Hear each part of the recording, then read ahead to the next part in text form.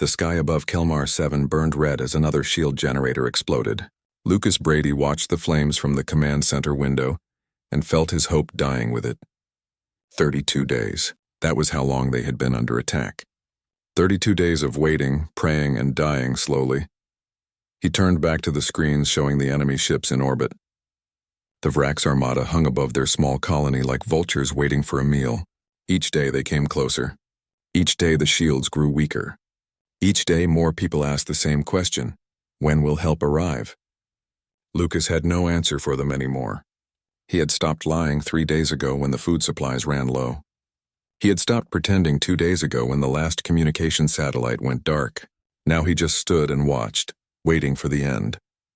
Marie Holland walked into the room carrying her daughter Emma. The girl was only 6 years old, too young to understand why the sky kept flashing with weapons fire, too young to know that everyone she loved might die soon. Still nothing? Marie asked, though she already knew the answer. Her voice was flat, empty of emotion. She had cried all her tears in the first week. Nothing, Lucas said. Earth hasn't responded.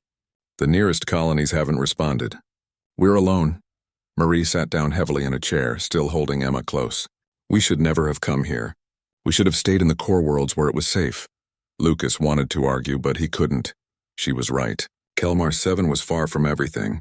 They had chosen this world because it was empty, because they could build something new away from the crowded inner systems. Now that distance was killing them. The Vrax didn't care about treaties or borders. They took what they wanted. They had appeared in the system 5 weeks ago, a fleet of warships that blocked out the stars. Their message had been simple: surrender or die. The colonists had chosen to fight. It seemed brave at the time. Lucas had been a soldier once 30 years ago. He remembered how to organize defenses, how to rally people, how to buy time. He thought help would come before their shields failed. He was wrong. Papa, I'm hungry, Emma said softly. Marie's eyes filled with tears again, the kind she thought she had run out of. The rations had been cut to half portions yesterday. Children got a little more, but not much. Not enough.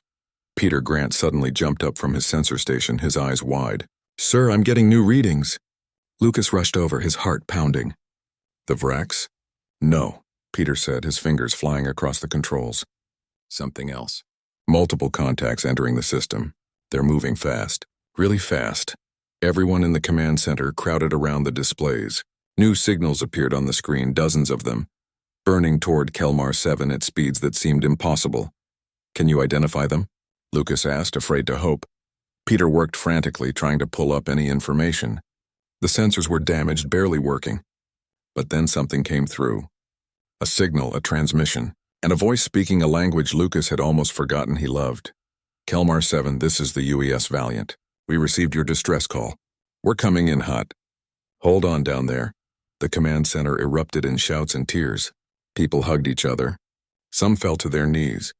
Marie held Emma tight and sobbed into her daughter's hair. Lucas couldn't speak. He just stared at the screen, watching those beautiful signals grow closer. Earth had come. Somehow, impossibly, Earth had come. Sir, Peter said, his voice shaking. I'm reading over 50 drop pods entering the atmosphere. They're heading straight for the Vrax positions around the settlement. Lucas watched the pods fall like shooting stars. He had seen combat drops before, back when he wore a uniform. He knew what those pods meant. Soldiers. Real soldiers, not farmers with hunting rifles. Earth had sent its warriors. The Vrax seemed confused. Their ships began moving, trying to intercept the pods. But they were too slow. The pods were designed for exactly this, to punch through defenses and deliver troops where they were needed most. Outside the command center, colonists ran into the streets, pointing at the sky. They could see the pods now, burning trails of fire across the red sky. Some people cheered, others just watched in silent disbelief. They came, Marie whispered. I didn't think anyone would come. Neither did I, Lucas admitted. He felt something he hadn't felt in weeks. Not hope exactly. Something stronger, certainty. The kind of certainty that came from watching your people arrive when you needed them most. The first pods hit the ground, on the northern perimeter where the Vrax had concentrated their forces. Lucas switched the screens to show the external cameras. He needed to see this. They all did. The pods opened like flowers of steel and fire. Figures in powered armor emerged, weapons already firing. The Vrax warriors who had been preparing to overrun the settlement's walls suddenly found themselves under attack from behind. "Those are Marines," Lucas said, recognizing the armor design. "United Earth Marine Corps. They sent the best." More pods landed, creating a perimeter around the entire settlement. Whoever was commanding this operation knew exactly what they were doing. They weren't just defending the colony. They were surrounding the enemy, trapping them between the Marines and the colonists. In orbit, the UES Valiant and her sister ships engaged the Vrax fleet. Lucas could see the flashes of weapons fire even from the ground.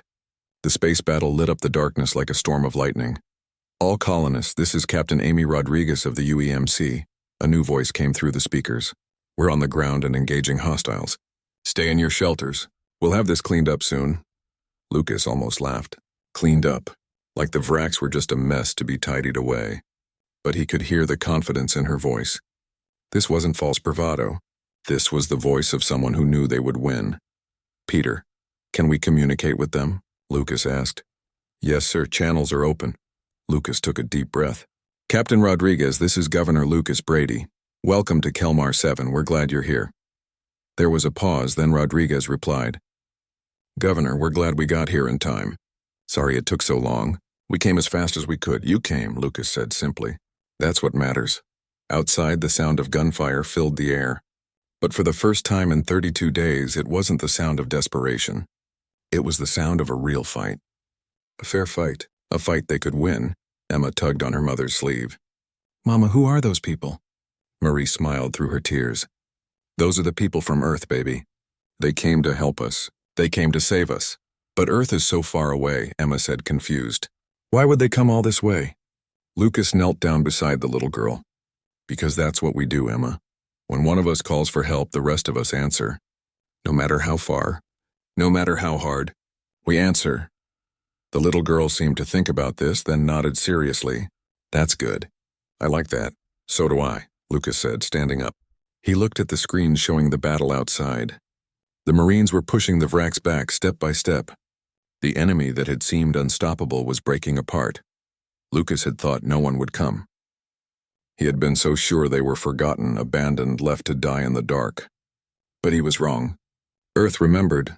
Earth cared. And Earth had sent its warriors to prove it. The battle for Kelmar 7 had just begun, but the outcome was no longer in doubt. The colonists weren't alone anymore.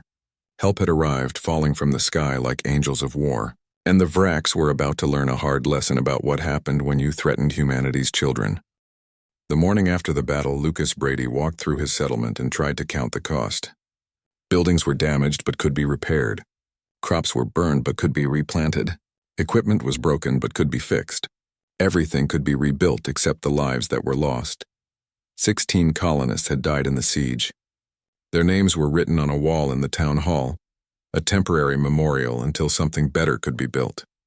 Lucas read each name slowly, remembering their faces. John, who grew the best tomatoes. Susan, who taught the children. Old Henry, who told jokes that made everyone laugh. Gone now, all of them. But more would have died without the Marines. Everyone would have died. Lucas knew this in his bones. The Vrax didn't take prisoners. They didn't show mercy. Without Earth's warriors, the names on that wall would number in the thousands. He found the Marines establishing a defensive perimeter around the settlement. They moved with purpose, digging positions, setting up equipment, preparing for any threat. Even in victory, they stayed alert. Captain Rodriguez stood near the command post talking with her officers. She saw Lucas approaching and walked over to meet him. Up close, without her helmet, she looked young. Maybe 30, with tired eyes and dirt on her face. "Governor," she said, offering her hand. "How are your people holding up?" "Better now that the shooting has stopped," Lucas replied, shaking her hand. "I wanted to thank you properly. What you did, coming all this way, risking your lives for us." Rodriguez shook her head. "Sir, with respect, we don't see it as a risk. We see it as our job. You're human. You needed help. That's all the reason we need. But we're so far from Earth, we're nobody important. You're somebody to us," she said firmly. "Every colonist, every settlement, every human life matters. That's not just words, Governor. That's policy. When the Vrax attacked you, they attacked all of us." Lucas felt something tight in his chest loosen. He had spent so long thinking they were forgotten, abandoned. To hear someone say they mattered, that Earth still cared. It meant more than he could express. How many of your people did you lose? He asked quietly. Rodriguez's expression hardened. 23 dead. 16 wounded, some critical. We're waiting for the medical ship to arrive for the worst cases. Lucas felt sick. 23 lives spent to save his colony. 23 families back on Earth who would get the worst news possible. I'm sorry. God, I'm so sorry. Don't be, Rodriguez said sharply. They knew what they were doing. Every one of them volunteered for this. Every one of them would do it again. She paused, her voice softening. That's what being human means, Governor. We protect each other. We sacrifice for each other. Your people would do the same for others. Lucas knew she was right. If another colony called for help, the farmers of Kelmar 7 would answer. That was the deal. The unspoken promise that held humanity together across the stars. We take care of our own. Marie Holland approached, carrying supplies for the Marines. Her daughter Emma followed, holding a tray of food. The Marines accepted the offerings gratefully, thanking them. Emma stared at the soldiers with wide eyes, fascinated by their armor and weapons. Are you really from Earth? Emma asked Jake Morrison, who was checking his equipment nearby. Jake knelt down to her level, his armor servos whining softly. Yes, ma'am.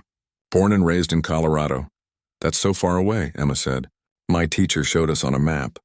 It takes months to get here. About 3 months at full burn, Jake agreed. But we came as fast as we could when we heard you needed help. Emma thought about this seriously. Were you scared? The Vraks are really big and mean. Jake glanced at Lucas, then back at the girl. A little scared, yeah. But being scared is okay. It means you care about something important.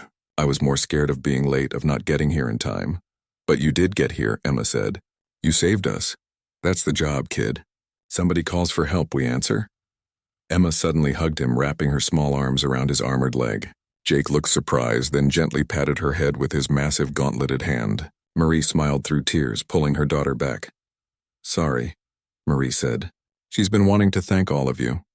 No need to apologize, Jake said, standing. That made getting shot at totally worth it. The medical ship arrived that afternoon, a massive vessel that settled outside the settlement like a small mountain. The wounded Marines were carried aboard, along with injured colonists who needed advanced treatment. Lucas watched the loading process and felt grateful. Earth hadn't just sent warriors. They sent doctors, equipment, supplies, everything needed to help them rebuild. Commander Lisa Hayes came down from the fleet in orbit to meet with Lucas. She was older than Rodriguez, maybe 40, with gray streaking her hair and the bearing of someone who had seen many battles. Governor Brady, she said, I wanted to brief you on the situation. The Vraks fleet has retreated to their territory. Our intelligence suggests they're regrouping, possibly planning another attack elsewhere. Will they come back here? Lucas asked, worried. No, Lisa said confidently. They learned their lesson.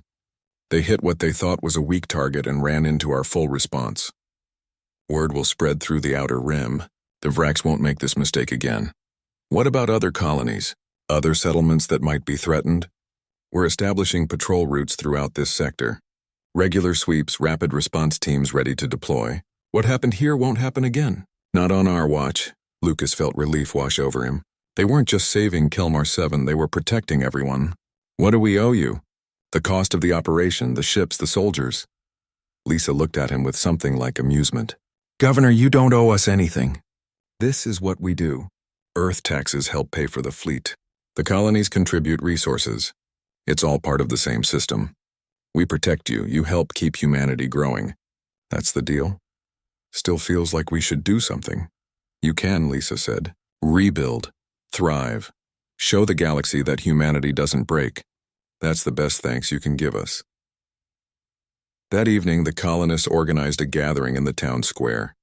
It wasn't exactly a celebration, not with so many dead, but it was something. A recognition that they had survived, that they had a future now. The Marines attended in their dress uniforms, looking strangely formal after days in combat armor. The colonists brought food, precious supplies that they shared freely. There were no speeches, no grand words, just people being together, alive and grateful. Jake sat with his squad eating stew that tasted like the best meal he had ever had.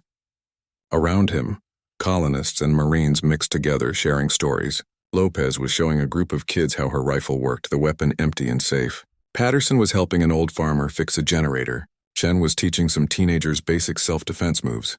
Think they'll be okay? Williams asked quietly. Yeah, Jake said, watching Emma play with other children in the square. They're tough. They held out for over a month before we got here. They'll rebuild, grow stronger. Next time trouble comes, they'll be ready. You think there'll be a next time? Maybe, but they won't be alone. None of us are alone anymore. Captain Rodriguez stood and called for attention. The crowd quieted, all eyes turning to her. She looked uncomfortable being the center of attention but pushed through. I'm not good with words, she began. I'm better at shooting things. But I wanted to say something while we're all here together. She paused, gathering her thoughts. Today we lost good people. Marines who gave everything to protect strangers. We'll remember them. We'll honor them. But they didn't die for nothing. They died doing what humans do best, taking care of each other. She looked around at the colonists. You people are brave. You held out when anyone else would have surrendered. You fought when you could have run. That takes courage. Real courage. We're proud to have fought beside you. There were tears now on both sides. The gap between soldier and civilian, between Earth and colony, seemed to shrink. They were all just humans, surviving together in a dangerous galaxy. Lucas stood, raising his glass. To the fallen, both colonist and Marine. They gave us tomorrow. We won't waste it. Everyone stood, raising their glasses. To the fallen. As the gathering continued into the night, Lucas found himself standing beside Lisa Hayes, both of them watching the Marines and colonists interact. You gave us more than just protection, Lucas said. You gave us hope. The knowledge that we're not forgotten, that Earth remembers its children. Always, Lisa replied. That's the promise. From now until the stars go dark, we remember. We protect. We answer the call. Lucas looked up at the night sky where Earth ships maintained their watch. Warriors from the sky. Guardians in the dark. The galaxy was dangerous, but humanity faced it together. And that made all the difference. The drop pod hit the ground so hard that Jake Morrison felt his teeth rattle even through the shock absorbers. The pod door blew off with explosive bolts and he was moving before the smoke cleared. His powered armor took the impact and turned it into forward momentum. Behind him, his squad deployed in perfect formation. They had done this 100 times in training and a dozen times in real combat. But this felt different. This wasn't a military target or a pirate base. This was a colony full of families who needed them. Jake's helmet display painted the battlefield in glowing colors. Red dots marked Vrak's positions. Blue dots showed his fellow Marines. Green indicated the colonists behind their walls. The tactical computer calculated firing solutions faster than he could think. Sierra team. Sound off, he called over the squad channel. Lopez, good to go. Patterson ready. Chen, weapons hot. Williams locked and loaded. Jake smiled inside his helmet. Good people. Brave people. The kind who volunteered to drop into hell to save strangers. All right, Marines. We've got civilians behind us and uglies in front of us. Let's make sure the civilians stay safe. Move out. The Vrak's warriors were big, maybe 7 feet tall, with 4 arms and thick armor plating. They carried plasma weapons that could melt through steel. On paper, they were terrifying, but they had never fought humans before. They had never experienced what happened when you threatened someone's home. Jake's rifle barked, sending rounds downrange at supersonic speeds. The first Vrax went down, its armor no match for human weapons designed to punch through anything. His squad spread out, taking positions behind cover, creating interlocking fields of fire. The Varax returned fire, but their movements were slow, confused. They had been preparing to assault the colony walls. Now they were caught between the colonists and the Marines, and they didn't know which threat to face first. Contact left, Williams called out, firing a burst into a group of Vrax trying to flank them. 3 down, more coming. Jake checked his tactical display. More drop pods were landing all around the settlement. The entire perimeter was being reinforced. Captain Rodriguez knew what she was doing. This wasn't just a rescue. This was a textbook combat operation. A plasma bolt sizzled past Jake's head, close enough that he felt the heat through his armor. He dove behind a concrete barrier and returned fire. They're getting organized. Watch your spacing. Lopez laughed over the channel. Sarge, these guys move like they're swimming through mud. I've seen faster targets at the range. Stay sharp, Jake warned, but Lopez was right. The Vrax were strong and tough, but they were slow. Their tactics were simple, direct. They relied on overwhelming force. Against a settlement of farmers, that might work. Against trained Marines with combat armor and modern weapons, it was suicide. A Vrax commander appeared, larger than the others, with decorated armor and a weapon that glowed with energy. It roared orders in its harsh language, trying to rally its troops. Jake sighted carefully and squeezed the trigger. The Vrax commander stumbled, looked down at the hole in its chest, and fell. Command element down, Jake reported. Hostiles are losing cohesion. Copy that, Sierra team. Captain Rodriguez's voice came through. Push forward. Drive them away from the settlement. We're not giving them any room to regroup. Jake stood and advanced, his squad moving with him. The Vrax were pulling back now, confused and leaderless. Some tried to make a stand. They died quickly. Others ran for their landing ships. The Marines let them go. The goal wasn't to kill every enemy. The goal was to save the colonists. Behind the settlement walls, Jake could see faces watching them. Colonists who had thought they were going to die were now seeing their salvation up close. A little girl waved at him from a window. Jake waved back, hoping she could see the gesture through his armor. Sierra team, hold position and establish defensive line, Rodriguez ordered. Bravo Company is moving to reinforce the south wall. We need to make sure nothing gets through. Jake and his squad found cover and set up a perimeter. Around them, other Marine units were doing the same. The Vrax had been pushed back from the settlement, but they still had numbers. The battle wasn't over yet. Up in orbit, Jake knew the fleet was fighting its own battle. The Vrax ships were trying to get close enough to bombard the settlement. The Earth ships were stopping them. It was dangerous work, the kind where one mistake could mean thousands of deaths. But the Navy had never let the Marines down before. Sarge, you really think we can hold them? Patterson asked quietly. He was young, barely 20, on his second deployment. We already are holding them, Jake replied. Look around. The colonists are safe. The Vrax are scattered. We just need to keep doing what we're doing. But there's so many of them. There's enough of us, Jake said firmly. Remember your training. Remember why you signed up. These people needed help. We answered. That's all that matters. A massive explosion lit up the sky as one of the Vrax ships broke apart. The debris scattered across the atmosphere like fireworks. A cheer went up from the settlement walls. Jake allowed himself a small smile. The Navy was doing its job, too. Captain Rodriguez appeared on the command channel. All units be advised. The Vrax are attempting to regroup at Landing Zone Bravo. Heavy resistance expected. Sierra team, you're closest. Can you provide flanking fire? Affirmative, Captain, Jake responded. Sierra team is moving. They ran through the settlement's outskirts, past burned buildings and scared civilians. Jake saw a woman holding 2 children, all of them watching the Marines with wide eyes. He wanted to stop, to tell them it would be okay. But the best way to help them was to keep fighting. Landing Zone Bravo was a flat area where the Vrax had put down several transport ships.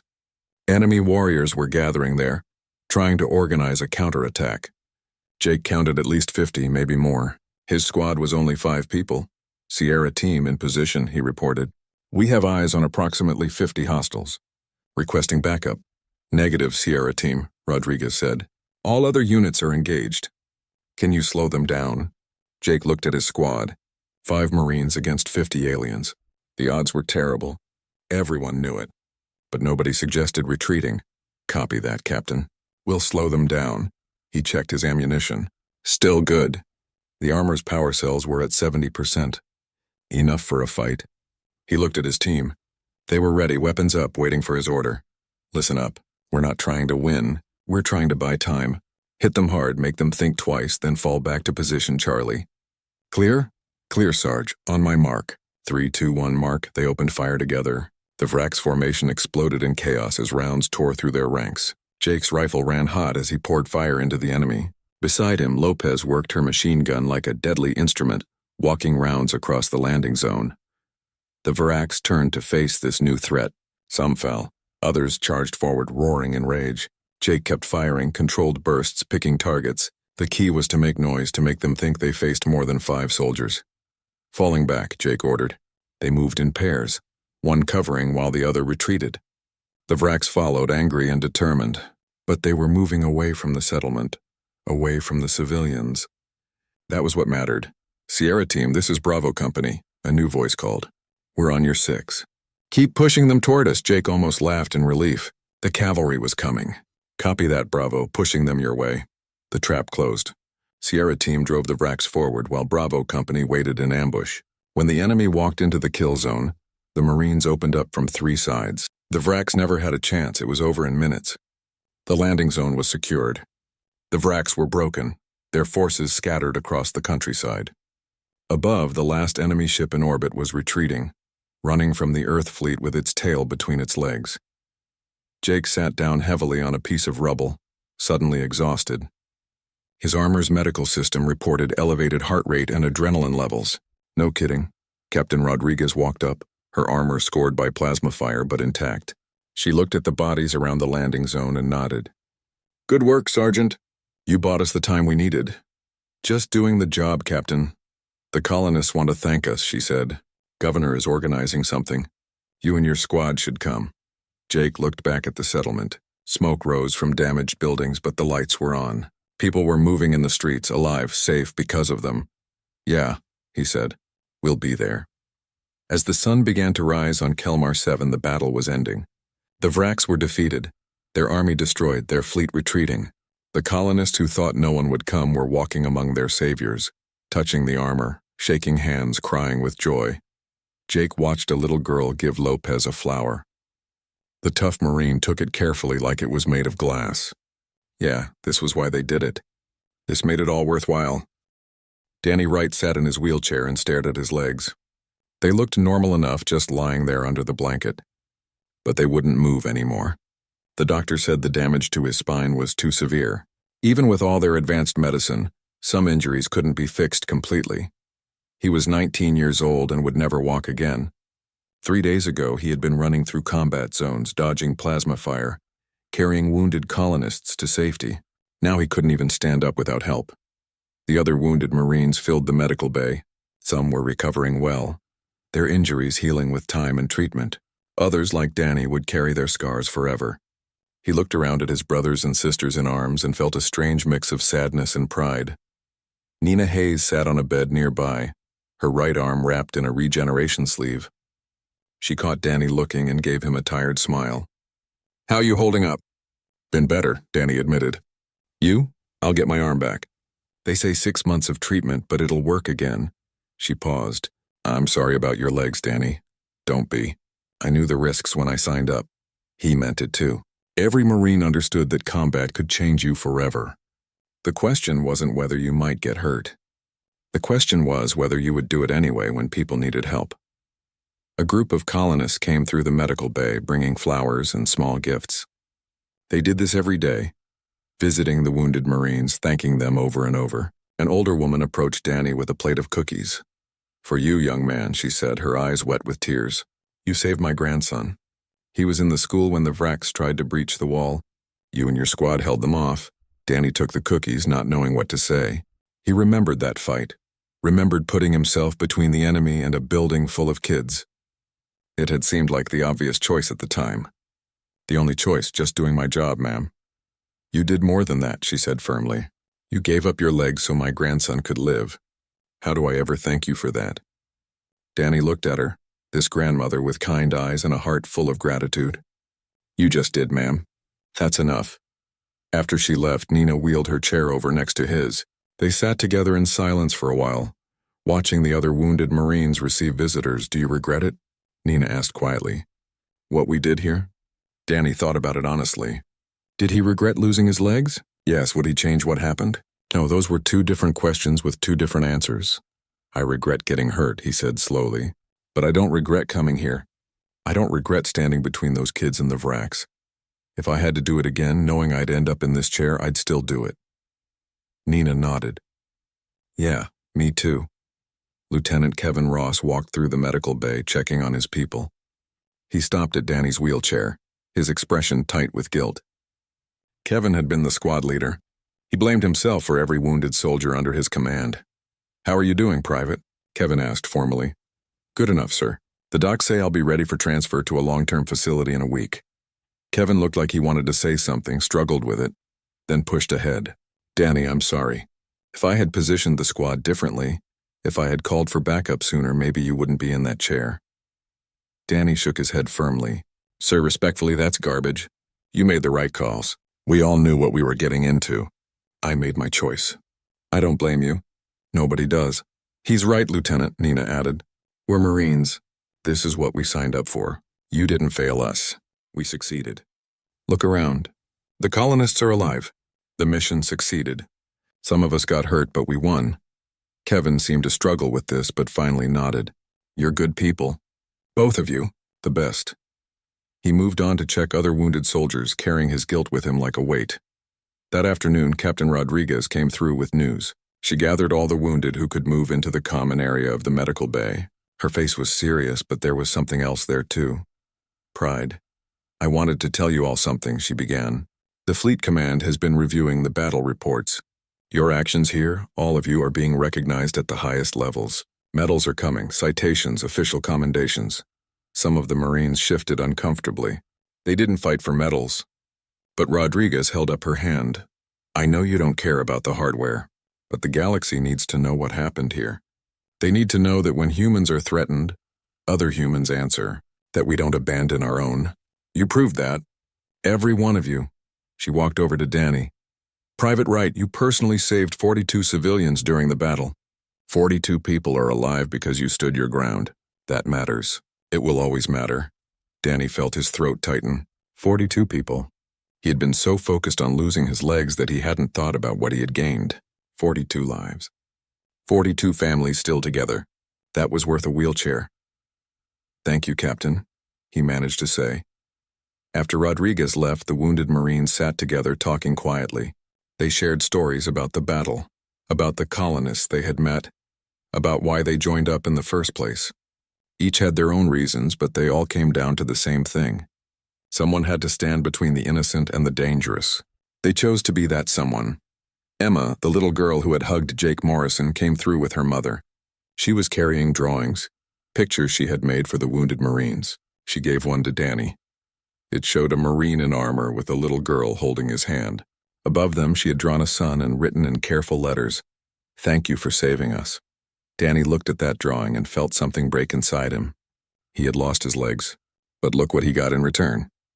This little girl had a future because of him. That was the trade. That was always the trade. You're welcome, he said, his voice rough. You stay safe, okay? Be good for your mom. I will, Emma promised. I'm going to be a Marine when I grow up, like you. I want to help people too. After she left, Danny carefully folded the drawing and put it in his pocket. He would keep it forever. On the hard days, when his missing legs hurt with phantom pains, when he wondered if it was worth it, he would look at that drawing. And he would remember. That evening, the doctors told Danny he would be transferred to Earth for long-term rehabilitation. They could fit him with advanced prosthetics, help him adjust to his new reality. Maybe he could even rejoin the Marines in a support role. There were always jobs for experienced soldiers, even ones in wheelchairs. But as Danny looked out the window at the settlement of Kelmar 7, at the colonists rebuilding their homes and their lives, he realized something. He didn't need to go back to combat. He had already done his part. He had stood in the fire and protected the innocent. That was enough. Maybe when he healed, he would become a teacher, training new Marines. Maybe he would help design better armor, better ways to keep soldiers safe. Maybe he would just tell his story, remind people why the fight mattered, because it did matter. Looking around the medical bay at his fellow wounded, at the colonists who visited every day with gratitude in their eyes, at the settlement outside that stood because they stood first, Danny knew the truth. They had come when no one else would. They had fought when the odds were terrible. They had bled so others could live. Some paid with limbs, some paid with their lives. But every payment bought something precious. Safety, security, hope. The Vraks had learned a lesson here, but so had humanity. They learned that they were still united, still strong, still willing to sacrifice for each other. The colonies weren't abandoned outposts. They were part of something larger, something that stretched from Earth to the furthest star. And when one part of that whole cried out in fear, the rest answered with courage. That was the message of Kelmar 7. That was what the wounded had bought with their blood and pain. The knowledge that humanity would always answer the call. Danny looked at his legs one more time, then looked away. They were gone. But so much remained. His life, his purpose, his pride in what they had done here. He had lost something precious, but he had gained something eternal. The knowledge that when it mattered most, he had done the right thing. And no injury, no wheelchair, no loss could ever take that away from him. 6 months had passed since the battle. Lucas Brady stood in the central square of Kelmar 7 and barely recognized it. Where burned buildings had stood, new structures reached toward the sky. The fields were green again, filled with crops almost ready for harvest. Children played in streets that had once been battlefields. The memorial stood at the center of it all. A tall obelisk of polished black stone, reaching 20 feet into the air. Carved into its surface were 41 names, 23 Marines who died in the battle, 16 colonists who fell during the siege, and 2 more names added later, colonists who died of injuries after the fighting ended. Lucas ran his hand over the smooth stone, feeling the carved letters under his fingers. Every name was someone he knew or someone he wished he had known. Every name was a price paid so that others could stand here today alive and free. Fresh flowers lay at the base of the memorial. They appeared every morning, brought by different people. Sometimes children left toys. Sometimes old soldiers left their medals. The memorial had become a place of remembering, of honoring, of promising to be worthy of such sacrifice. Today was special. Today was the dedication ceremony. The entire settlement had gathered, along with the Marines who had returned for the occasion. Lucas saw Jake Morrison standing with his squad, all of them in dress uniforms. Captain Rodriguez was there too, looking uncomfortable in formal clothes instead of combat armor. Even Commander Lisa Hayes had come down from her ship in orbit. She stood quietly at the edge of the crowd, watching everything with sharp eyes that missed nothing. Marie Holland approached Lucas, wearing her best dress. Emma walked beside her, but the little girl wasn't so little anymore. 6 months of good food and safety had helped her grow. More than that, something had changed in her eyes, a determination that hadn't been there before. "It's a good turnout," Marie said, looking at the crowd. "Almost everyone is here." "They should be," Lucas replied. "This is important. We need to remember what happened here. We need to make sure it means something." Peter Grant adjusted the public address system, making sure everyone could hear. When he gave Lucas the signal, the governor stepped up to speak. The crowd fell silent, all eyes on him. 6 months ago, Lucas began, we thought we were going to die. The Vraks had us surrounded. Our shields were failing. We had sent distress calls into the void, but we didn't believe anyone would answer. We were wrong. He gestured to the Marines standing in formation. These people came. They traveled across light years to reach us. They dropped into a battle they didn't have to fight, to save people they didn't know, because that's what humans do. We protect our own. Lucas paused, emotion making his voice rough. 23 of them didn't go home. 23 families on Earth got the worst news possible, and 16 of our own people fell before help arrived. These names, he touched the memorial, represent the best of what we can be. Courage, sacrifice, love for fellow humans. He looked around at the colonists. We survived because of them. Now we have to ask ourselves, what will we do with this gift? How will we honor their sacrifice? The crowd was silent, waiting. Lucas had spent weeks thinking about this speech, but the words came easily now. We honor them by living, by building, by making this colony strong so that we can help others. We honor them by remembering that we're not alone in the galaxy. We're part of something larger. When someone calls for help, we answer. That's the lesson. That's the promise. He stepped back and nodded to a group of young people standing near the memorial. Emma was among them, wearing a cadet uniform. Over the past 6 months, she and 15 other young colonists had formed something new. A militia. They trained with the Marines, learned discipline and combat skills, preparing themselves to defend their home. Emma stepped forward and read from a prepared statement. We, the youth of Kelmar 7, promise to remember. We promise to be ready. We promise that if another colony calls for help, we will answer as Earth answered for us. We dedicate ourselves to the protection of humanity, wherever we may be found. The young cadets saluted the memorial together. In the crowd, Jake Morrison saluted back, tears running down his face. Around him, other Marines did the same. Captain Rodriguez was invited to speak next. She walked to the memorial and stood quietly for a moment, reading each name. When she spoke, her voice carried across the square. I'm not good with words, she said, echoing what she had said 6 months ago. But I want to tell you what these names mean to me. They mean we're still human. Still good. Still worth saving. She looked at the colonists. 100 years ago, Earth almost destroyed itself. We were divided, fighting each other, forgetting what mattered. Then we looked up at the stars and realized we were all one people, all humans, all family. She touched the memorial stone. These Marines died proving that we meant it, that we're not just words and promises, that when the chips are down, we stand together. And you, she pointed at the colonists, you proved it too. You held out. You survived. You refused to break. That's human. That's what we are. When Rodriguez finished, Jake stepped forward. He hadn't planned to speak, but something moved him. He walked to the memorial and looked at the 3 names from his squad. Good people, friends, gone forever. I came here to do a job, Jake said quietly. Protect the colony. Stop the enemy. Standard mission. But it became more than that. It became personal. These people, he gestured at the colonists. They reminded me why I put on the uniform. They reminded me what we're fighting for. He looked at Emma and the other young cadets. You kids want to be Marines? Good, we need you. But remember something. Being a Marine isn't about glory or adventure. It's about standing in the dark so others can stand in the light. It's about being there when someone calls for help. Can you do that? The young cadets responded together. Yes, Sergeant. Jake smiled. Then you're already Marines in spirit. The uniform comes later. Commander Lisa Hayes was the last to speak. She had asked for time to address the gathering, and Lucas had agreed. She stood before the memorial with the bearing of someone who had seen many battles and many losses. I speak for Earth Command when I say this, Lisa began. What happened here will not be forgotten. The name Kelmar 7 is now known throughout human space. You have become a symbol. A reminder that we protect our own no matter where they are. She paused, letting her words sink in. The Vraks attacked you because they thought you were weak. They thought distance meant you were unimportant. They were wrong. And now the entire galaxy knows it.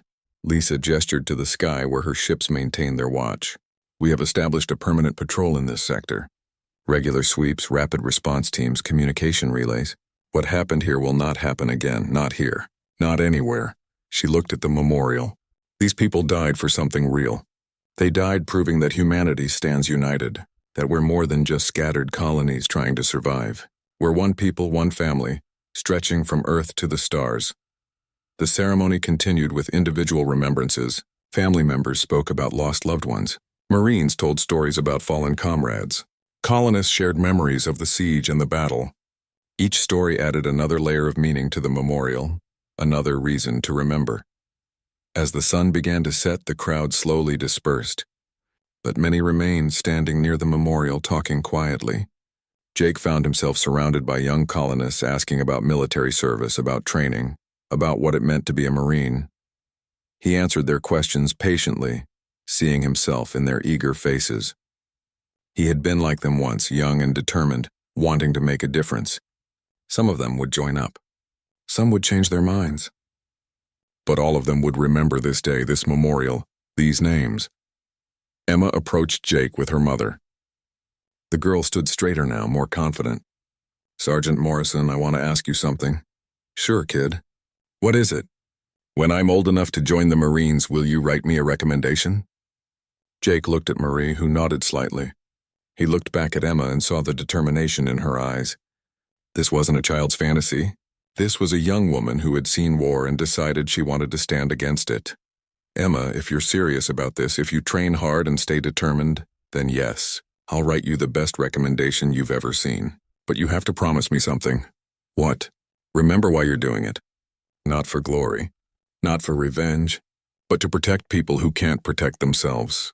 That's what being a Marine means. Can you remember that? I promise, Emma said seriously. I'll remember everything. I'll remember the names on this memorial. I'll remember why they came. And when someone calls for help, I'll answer. Just like you did.